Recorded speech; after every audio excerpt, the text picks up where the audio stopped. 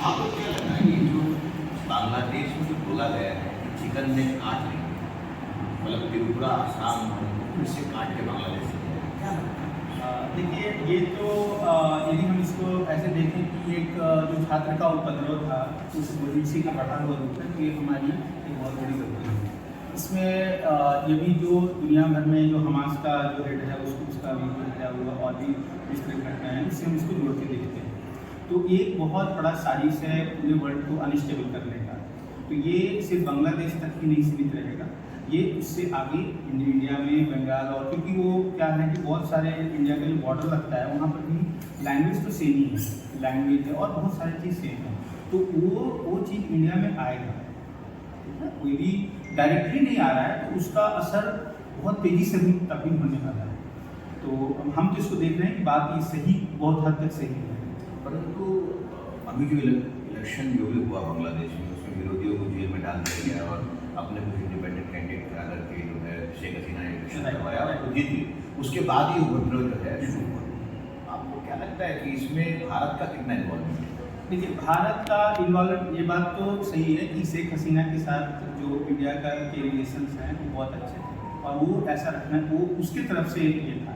और इंडिया भी सोच रहा था कि एक कम से कम नेबर कंट्री, एक नेबरिंग कंट्री हमारे साथ आ जाए, क्योंकि इसके साथ कोई खड़ा होने को तैयार था नहीं। नेपाल में ट्रस्ट कर नहीं सकता है, श्रीलंका की वही हाल है, आप देखें कि हाल में और भी मालदीव वगैरह का तो ऐसे ही हाल है। तो एक इंडिया को लगा कि एक कंट्री ऐसा है हमारे बगल में जो कि हमें, जिसको हम सपोर्ट करें और उससे हमारे अच्छे रिलेशन हैं, उसके लिए इंडिया उसको भरपूर मतलब उससे अच्छा रिलेशन रखना चाहा। लेकिन क्या है कि वो बस ऐसा नहीं है कि इलेक्शन और ये सब का इतना बाद में जो छोटे मोटे उपद्रव हो उसी का बड़ा है। मुझे लगता है ये पूरा रसिया का और ये सब यूक्रेन और भी जो चीज़ें चल रही है उस सबसे एक बहुत बड़ा इंटरनेशनल इस तरह का कुछ एजेंडा है जिसको कि आगे बढ़ाने का प्रयास किया जा रहा है। परंतु छात्र यहाँ पर स्ट्राइक करते हैं, परिवर्तन लाते हैं और वही छात्र जाके जो है शेख हसीना के जो है अंडरगारमेंट्स को दिखाते हैं, इस प्रकार की चीज़ें करते हैं। और वहाँ के जो हिंदू परिवार हैं, स्पेशली हिंदू परिवारों को डर भय होता है।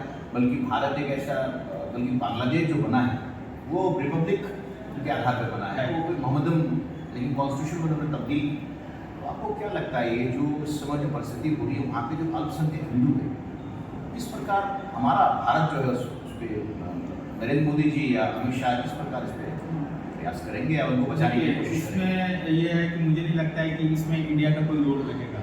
अभी बांग्लादेश का जो बॉर्डर है वो बिल्कुल ऐसा हो गया कि बिल्कुल सेट हो गया है। इंडिया उसमें कुछ भी करने की स्थिति भी नहीं है। बहुत बुरी तरह से ये इसको शेख हसीना को ला के और इंडियन एयरपोर्ट पर एयरफोर्स ला के उसको लैंड कराया है।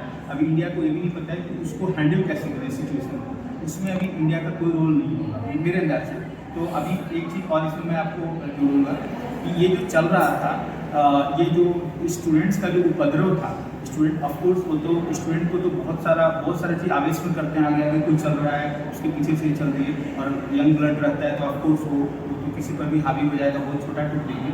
लेकिन था क्या वहाँ पर एक जो देखिए कि उपद्रव क्यों हो रहा था, तो ये जो आरक्षण की बात थी, रिजर्वेशन, तो ये सब किस लिए हो रहा था? क्योंकि आरक्षण उन लोगों को दिया जा रहा था जो कि वहाँ के सो कॉल्ड स्वतंत्रता संग्राम में जो भाग लिए, तो स्वतंत्रता मुक्ति। तो ये किससे स्वतंत्रता संग्राम हो रहा था? ये हो रहा था पाकिस्तान से, पाकिस्तान के अगेंस्ट हो रहा था और इंडिया उसमें सपोर्ट कर रहा था। तो कहीं ना कहीं ये हम ऐसा कर सकते हैं कि देखिए इसमें क्या हो रहा है कि इंडिया के अगेंस्ट ये चीज़ था, क्योंकि इंडिया तो उसके फ्रीडम मूवमेंट में पार्टिसिपेट किया, इंडिया उसको फ्रीडम दिलवाया। अब वो कह रहे हैं कि नहीं, हमें जो फ्रीडम फाइटर हैं उसको हम नहीं मान रहे हैं, उनको नहीं मिलना चाहिए। और अभी जो मूर्ति वगैरह जो स्टैचू जो तोड़ा है उसमें सबसे यही हो रहा है कि वो जो घटनाक्रम है पाकिस्तान से जो उनको मुक्ति मिली उसको मुक्ति नहीं मान रहे हैं, उसको मुक्ति नहीं मान रहे हैं और उनको ये चीज़ लग रहा है कि नहीं ये चीज़ गलत हुआ और वो मतलब इंडिया के अगेंस्ट जा रहा है, कहीं ना कहीं वो चीज़ इंडिया के अगेंस्ट ही है। हाँ, बंगबंधु ने भाषा के लिए इसको भाषा को बांग्ला उर्दू उन पर इम्पोज हुआ, परंतु देखा गया है और अभी तक देख रहे हैं वहाँ के जो राजाकार हैं, राजाकार मतलब जो लोग जो समस्या क्रिएट करते, जो पाकिस्तान का एक पक्ष वहाँ पर रखते हैं कि पाकिस्तान का जो पक्ष वो भी वहाँ पर है और बंगबंधु का पक्ष भी है। तो क्या पाकिस्तान और चाइना का इन्वॉल्वमेंट इस प्रकार की रणनीति पाकिस्तान और चाइना तो हमेशा से चाहते रहे, लेकिन इस तरह का चीज़ हो नहीं पाया। वो तो उनका इन्वॉल्वमेंट तो पक्का है, बट सिचुएशन कुछ ये जो फ्लैश पॉइंट बना है, इसके पीछे इंटरनेशनल कई सारी चीज़ें आई एक बार, और उसमें हम ऐसे भी देख सकते हैं कि लोगों को बहुत जल्दी है, क्योंकि जो बाइडेन की गवर्नमेंट है वो अभी जाने वाली है। तो बाइडेन की गवर्नमेंट जाने के बाद ट्रंप आ सकता है, और लोगों को, हर आदमी को बहुत जल्दी है। जैसे हमास को हेड को मारना भी हम उसी परिप्रेक्ष्य में देख सकते हैं कि सबको बहुत जल्दी है यदि ट्रंप आया। ऐसे तो अभी थोड़ा सा ऐसे चल रहा है कि ट्रंप का कोई मतलब घटनाक्रम बहुत तेज़ी से चेंज हो रही है, लेकिन ऐसा है कि बाइडेन के बाद यदि जो भी करना है इसी समय कर लिया जाए, क्योंकि उसके बाद यदि ट्रंप आएगा या फिर और भी कोई आ रहा है तो सिचुएशन कुछ भी हो सकता है, क्योंकि यूक्रेन वार में कैसे हम कहना चाहते हैं कि ट्रंप आएगा तो ट्रंप के हिंदू के प्रति एक सॉफ्ट कॉर्नर है, तो वो तो है, और ये कर सकता है। ऑफ कोर्स वो है, बहुत ज़्यादा है। यहाँ यूएनओ का कोई रोल नहीं है। यूएनए तो वो क्या है, उसको तो जो फंडिंग जहाँ से आ रही है और जिस तरह का वो उसी का बात करता है, उसका तो अपना कोई, मुझे नहीं लगता है कि कोई बहुत बड़ा अभी के टाइम में कोई रोल होगा। वो तो यूएस और कुछ इस तरह के 2-3 कंट्री हैं जो कि उसको ये करते हैं। तो अभी यही है कि सब कुछ जल्दी है चीज़ें। वहाँ के हिंदुओं का क्या? वहाँ के हिंदू की स्थिति तो उनका बस यही कह सकते हैं कि उनका लक खराब है। वो इस तरह की चीज़ों में फंसे, उनको कोई बचाने वाला नहीं। आज के टाइम में मैं ये करता हूँ कि उनको बचाने वाला कोई